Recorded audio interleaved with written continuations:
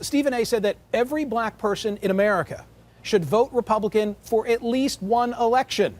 Stephen A. Smith is joining me now. Stephen, who are you trying to send a message to? Republicans, Democrats, African Americans, all of the above?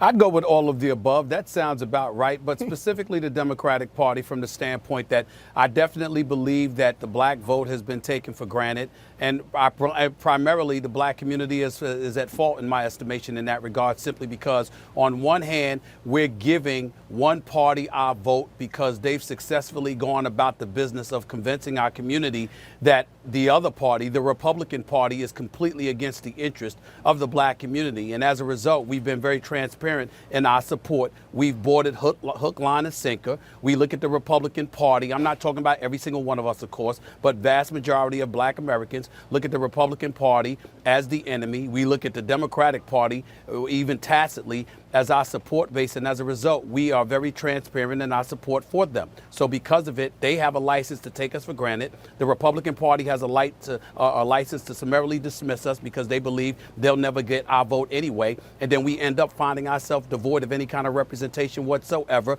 because nobody is really competing to garner our vote and our support. So I said what I said because I wanted folks in my community to stand up and recognize that if you go to a house or you go buy a car or whatever the case may be, you don't just see something you want and say, I want that. Tell me what the price is and I'll pay for it. Somebody has to flatter you in order to garner your dollars and your support. I think the same should apply to politicians who represent us. Let me put this in the context of 2016, because I think given the monolithic nature of the African American vote, a lot of Republicans don't even make the ask. Rand Paul is making the ask. Is there anything that he can say that you think can change this equation?